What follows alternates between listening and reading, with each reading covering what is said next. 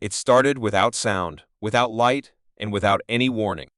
People were going about their daily lives when the sky slowly darkened, not because of clouds, but because something massive had appeared above them.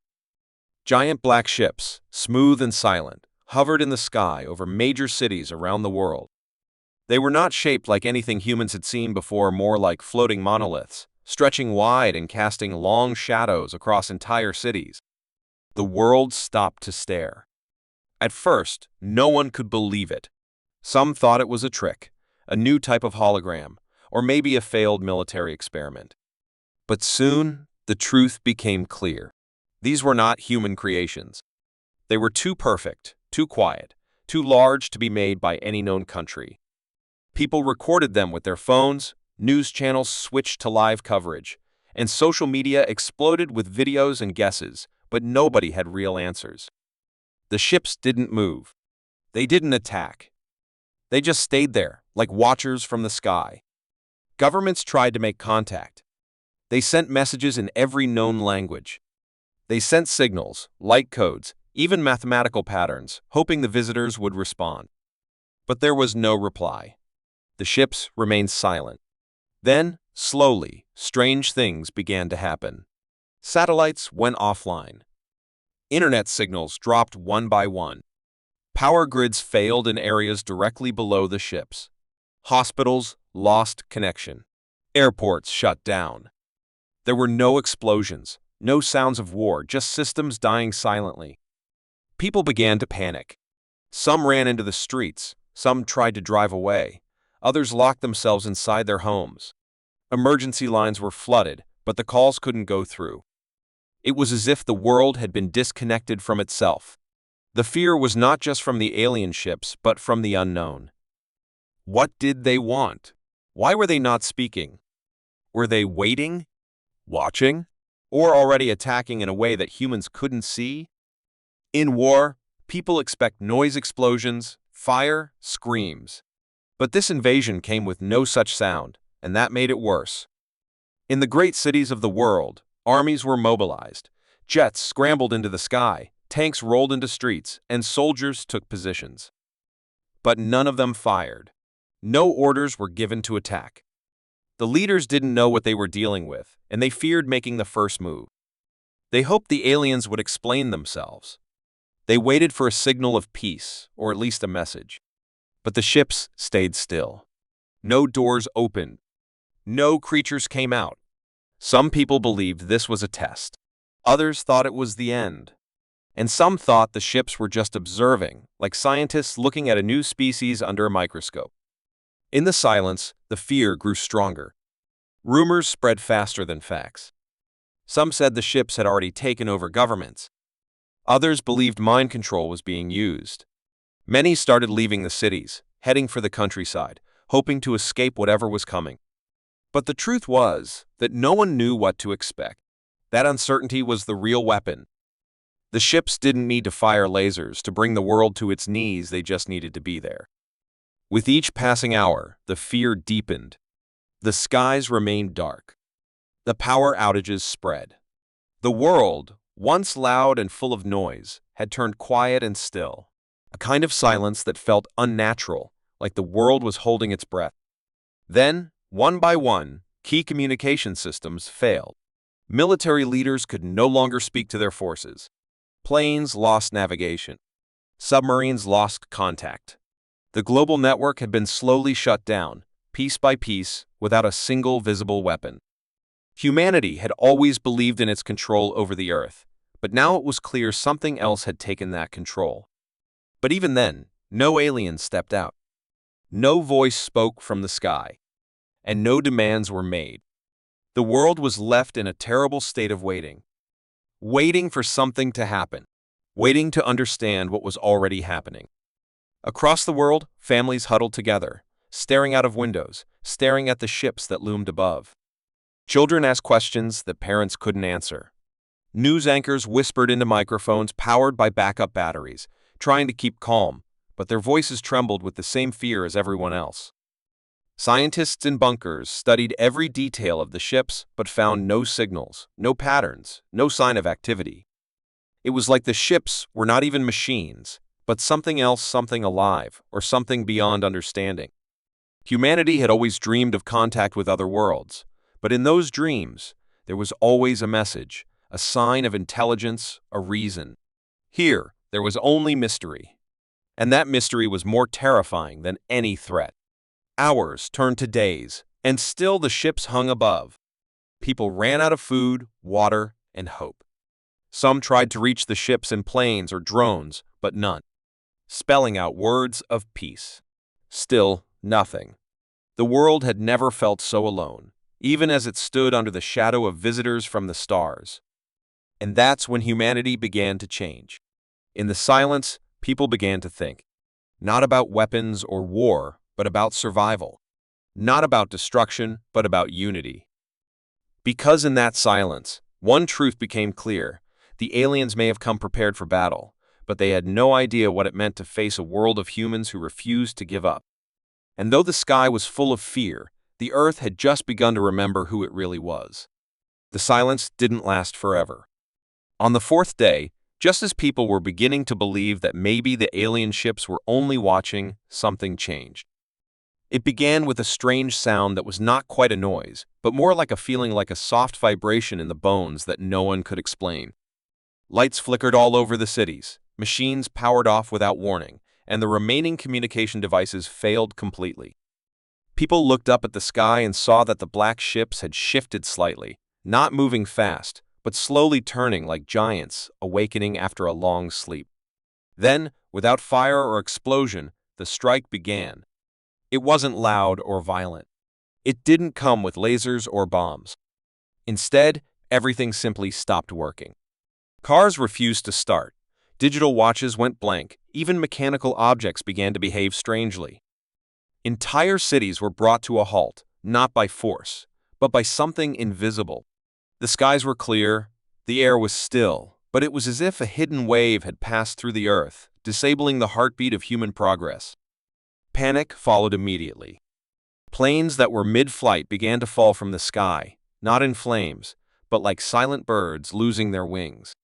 Hospitals found their backup generators dead. Traffic lights turned off, and accidents began to happen everywhere. But the most terrifying part was that no one knew how. There was no clear enemy to fight, no weapon to point at. Something was attacking not with guns, but with silence and control. Scientists, engineers, and military leaders tried to understand what was happening, but their tools no longer worked. Everything humans had built, their technology, their defense systems, their lifelines, all were now useless. In military bunkers, leaders stared at black screens, unable to command their forces. In homes, families huddled in candlelight. People began to understand that this was not a traditional war. The aliens were not fighting bodies, they were targeting systems, breaking the very structure of civilization. What was more frightening was how precise it all was. Not a single building was destroyed, not a single life taken by force, yet the entire world was falling apart. The attack was clean, controlled, and absolutely effective. But why were the aliens doing this? Why no message? Why no voice from the sky? Why such a quiet and calculated strike? Some believed they were testing Earth's reaction. Others said they were showing their power without bloodshed. But deep down, everyone knew one thing: this was only the beginning. In cities, chaos spread quickly. Without power, food became scarce. Water pumps stopped working. Phones were dead. Banks were useless. People began to rely on word of mouth, messengers on bicycles, notes written by hand. Even with all systems down, humans didn't give up. That was when something unexpected happened. In the middle of the panic, a few remote areas that had no access to modern electricity or internet remained untouched. Villages that lived off the land, far from technology, were still calm. News of this spread quickly, and people began to understand that the alien attack had a limit. It only worked where technology existed. This small discovery sparked a new kind of hope. Somewhere in the confusion, someone lit a fire, not for warmth, but for signaling. On top of a mountain, torches were lit, one after another, in an old system once used in ancient times. People in nearby towns saw the flames and lit their own. Within hours, a chain of fire signals moved across hills and mountains, across rivers and valleys. The world had been forced back in time, but it had not given up. In hidden places, engineers began working with old machines, things made before the digital age, devices with wires and wheels, untouched by alien interference. Ham radios powered by car batteries started to pick up weak signals. A message went out, not in code or encryption, but in a single sentence: "We are still here." That message reached others who thought they were alone. It traveled through the darkness, bouncing from mountaintop to desert, from one survivor to another. And slowly, a new network began to form, not from satellites or servers, but from people. In abandoned factories, young minds began to build strange machines from scrap. In libraries, old books about radio waves and early computers became priceless. A generation that had grown up with smartphones now used screwdrivers and soldering irons to fight back. The aliens had struck first, and their strike had been powerful. But they had made one mistake. They believed that by shutting down the machines, they had shut down the humans. But humans had always been more than their tools. They were stubborn, creative, and capable of learning faster than anyone could predict. While the ships remained above, silent and motionless, the world below was quietly changing. People were no longer waiting to be saved. They were preparing. In dark basements, strange noises could be heard: clicks, sparks, the hum of wires coming alive. In mountain towns, people wrote messages by hand and sent them with trained birds, like in old wars. Cities once silent now had smoke rising from chimneys, cooking fires, and voices echoing through empty streets. Humanity had been pushed to the edge, but it had found something there. A reason to fight, not with violence, but with will. They didn't need advanced weapons. They needed each other. And as the alien ships watched from above, they saw something they hadn't expected: a world that refused to break. They had struck first. But now, something new was rising from the ashes of broken systems. Something human. Something they didn't understand yet. And something they would soon regret waking. The silence after the strike did not mean surrender, it meant preparation. Across the planet, the chaos was slowly replaced by quiet determination. Humanity had taken the hit, but now it was time to respond, and not in the way the aliens expected. With their machines disabled and systems shattered, humans were forced to return to their roots, drawing from forgotten skills and ancient survival knowledge. The world began to move again, not with engines or computers, but with hands, sweat, and stubborn will. Underground bunkers once built for nuclear war were now filled with thinkers and builders. Scientists, engineers, and soldiers worked side by side, lighting candles over blueprints, designing machines without chips or wireless parts. They called these places the new mines, and they weren't just labs, they were the heart of human recovery. Messages were carried through runners, coded into simple paper notes, and passed through secret routes. A single message spread through continents: we're building back. Together. People who had once lived isolated digital lives now stood shoulder to shoulder, rebuilding their neighborhoods, defending their streets, and teaching each other forgotten crafts. Children learned to use tools instead of tablets. Farmers taught city dwellers how to grow food, and old mechanics became heroes overnight. In one such bunker, deep under the mountains, a team led by a former space engineer named Reyes made a discovery. They had salvaged a part from an old spacecraft, something made entirely of analog systems. With it, they created a communication device that couldn't be disabled by the alien signal. It was crude and large, but it worked.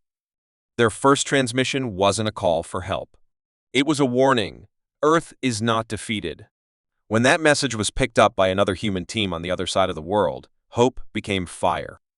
Around the globe, similar efforts began.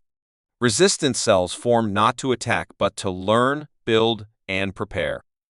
They called themselves the Sparks because they believed that even a tiny spark in darkness could bring light. They weren't soldiers in the traditional sense, they were thinkers, tinkerers, and teachers, united by purpose. One of the Sparks, a young woman named Lena from a ruined coastal city, used an old cargo ship's engine to power a floating lab.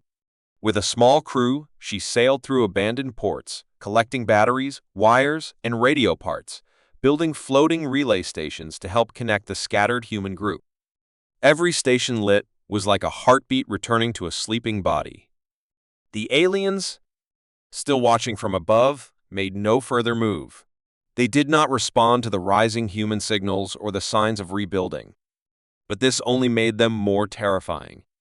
Were they studying the humans, waiting for a second strike? Or were they simply unable to understand what was happening below? Whatever the reason, humans did not wait. In forests, deserts, and mountain caves, experiments continued. One group discovered that the alien signal didn't affect items made with certain older materials: copper coils, magnetic rotors, and vacuum tubes. With this, they began crafting weapons that didn't rely on modern tech, but still packed force. Meanwhile, in a remote lab, a scientist named Dr. Hassan used data from old space probes to study the alien ships. Though silent, the ships had strange energy patterns that changed slightly every few hours. From these patterns, he realized the ships were not just watching, they were learning. But they had a weakness. Their energy waves bounced back slightly whenever exposed to certain frequencies: sound, not light. Using handmade audio machines, he and his team developed sonic bursts that, when pointed at the sky, caused the nearest ship to shift slightly. It wasn't damage, but it was a reaction. For the first time, humans had touched them back. Word of this success spread like wildfire. New devices were created, sound-based tools that didn't need electricity, operated by human hands and wind-up cranks. Children were taught to build them, and soon entire cities had these machines placed on rooftops, aimed silently at the sky, sending one message in the only language they could: "We are not afraid." That was the human response, not rage, not panic, but a steady, clever defiance. The aliens had expected humanity to fall apart without their machines. Instead, they found a species that grew stronger in crisis, more united in hardship. A people who didn't just survive, but adapted. As days turned to weeks, and the sky remained still, the sparks became leaders of a new movement. A council was formed not of politicians, but of builders, scientists, and protectors. Their goal was not revenge, but understanding and preparation. They didn't want to strike blindly. They wanted to learn what they were dealing with. In one of the last working observatories, powered by a windmill and guarded day and night, a small team observed a pattern. The alien ships had not moved closer, but they had started shifting into a new formation, one that mirrored certain constellations. It was a message. But what kind? Some believed it was a countdown. Others thought it was a test. Either way, humanity had little time. In hidden factories, powered by fire and muscle, the first wave of new machines rolled out: hybrid devices that mixed old and new ideas. Machines that didn't just resist the alien influence, but worked completely outside of it.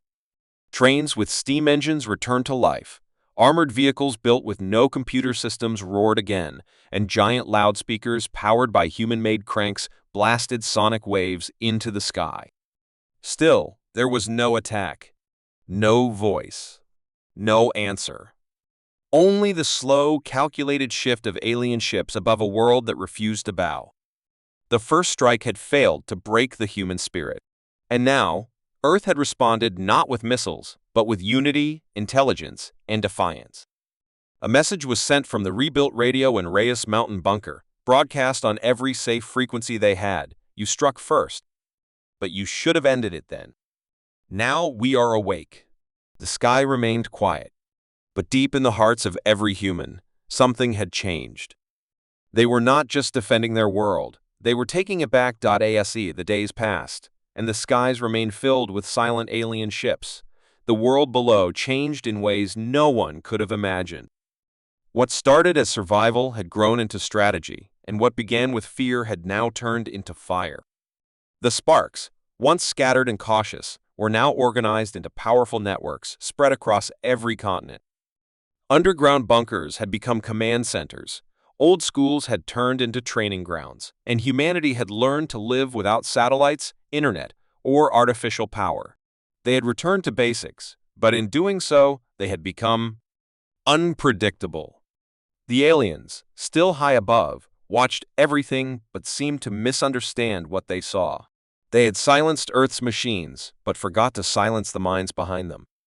The shift began with a breakthrough deep in the Arctic Circle, where a team of explorers led by Captain Elric found something buried beneath the ice, an ancient crashed probe, alien but old, as if from a forgotten time.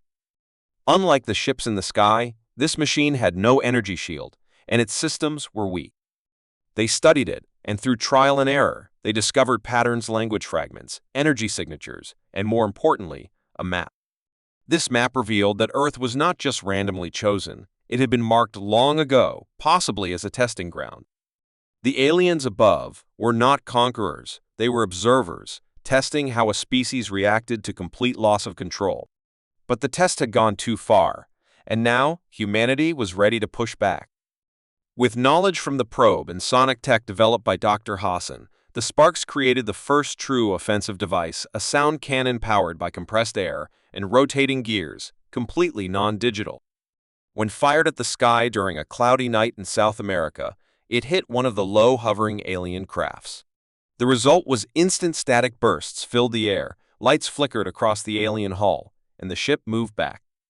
It was the first visible reaction, and the world knew it. That single moment triggered a wave of action. In Asia, teams mounted similar devices on trains and fired while in motion, confusing alien sensors. In Africa, entire villages worked together to build massive, ground-powered sirens, using water wheels and animal-driven turbines. And in Europe, teams began crafting giant signal reflectors out of old satellites, pointing them toward the skies, and bouncing back alien signals with powerful distortions. The aliens responded not with violence, but with movement. For the first time since their arrival, the ships above Earth started to reposition faster, breaking formation as if agitated. In a remote desert, a group of human observers recorded a strange signal coming from one of the alien craft's static broken by a rhythmic pulse, repeating every 36 seconds. Dr. Hassan believed it was a message, perhaps a warning, or even a sign of stress. The aliens were not gods. They were machines following a program, and humanity had finally disturbed that program. Around this time, Lena's floating lab was transformed into a mobile command center. Her crew expanded, and her ship now carried signal towers, repair tools, and a rotating team of engineers. From the sea, they broadcasted human-made interference patterns that caused entire regions of alien surveillance to flicker and fail. The sky ships, once all-seeing, began to blink, vanishing for minutes at a time before returning. This gave ground teams precious windows to move, build, and strike. The turning point came during what became known as the 3-hour silence. One night, every alien ship across the globe shut off its lights, its hum, and even its movement. The stars returned to the night sky, and for those 3 hours, the world felt normal again. But the Sparks were not fooled. They knew this was either a trap or a test. Reyes and Dr. Hassan both agreed this was a critical moment. If the aliens were recalibrating or confused, it meant humanity's efforts were working. That very night, the global resistance launched Operation Pulsewave. Every sound cannon, siren, and sonic disruptor was activated at once, coordinated through paper maps, hand signals, and mechanical clocks. For 15 minutes, Earth screamed back at the sky with everything it had.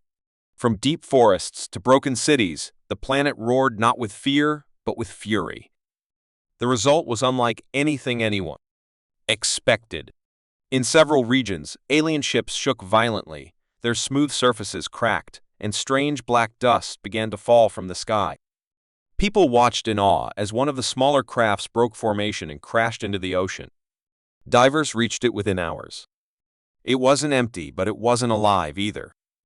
The pilot was a synthetic creature, part machine, part organic, with no visible mouth or eyes, controlled by a core that glowed blue.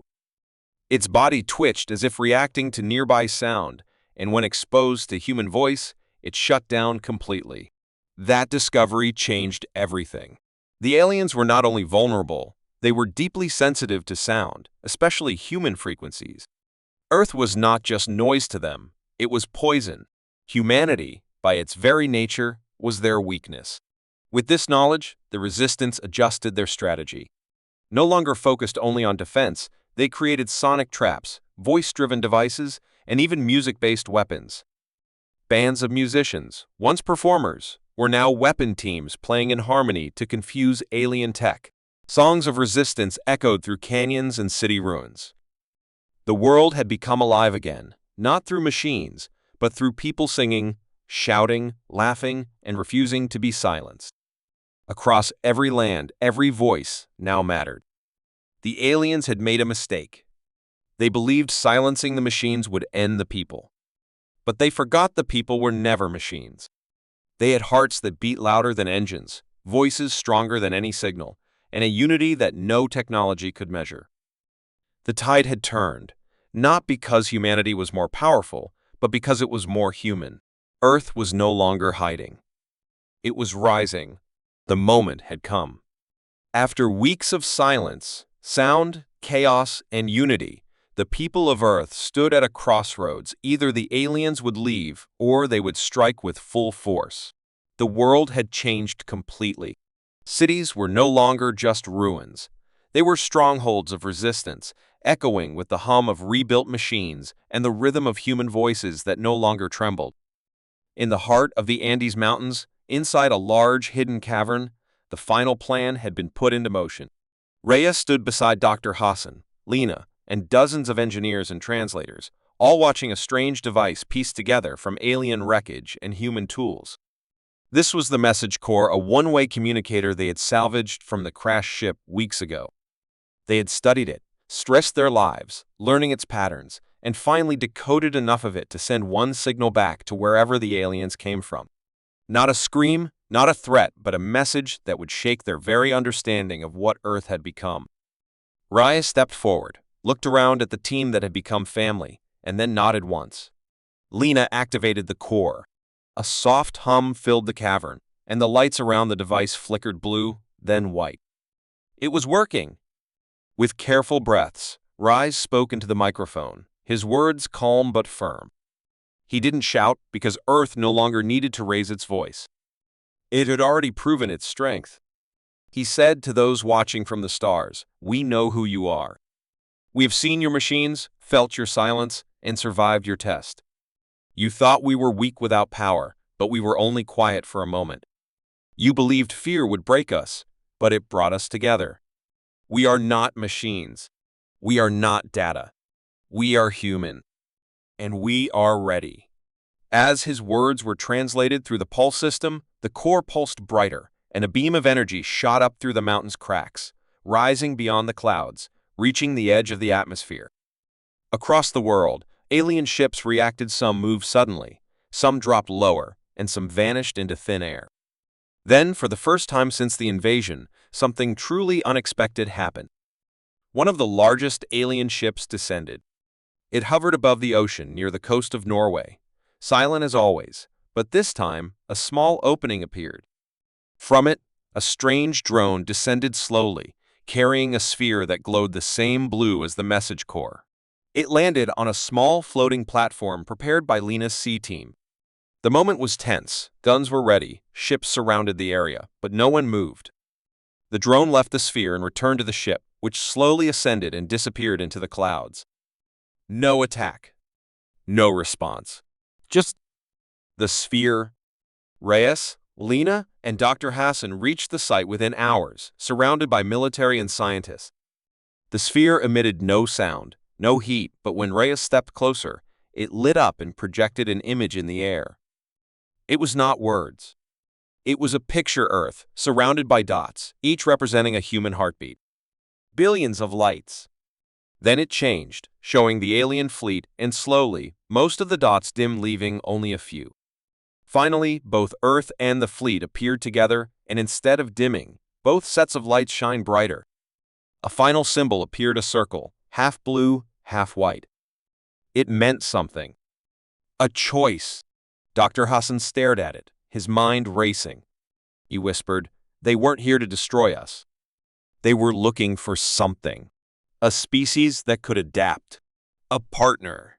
A challenge." It made sense. The silence, the tests, the observation, it had all been a trial. And humanity had passed. By surviving not with power but with unity, spirit and sound, Earth had shown what it truly was. And now, the aliens had sent a message of their own, not in words, but in respect. Over the next few days, ship after ship left Earth's sky, disappearing without a single shot. The stars returned, and so did peace. But Earth would never be the same.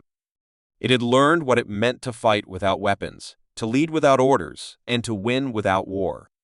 Humanity had sent its message, and the galaxy had heard it loud and clear.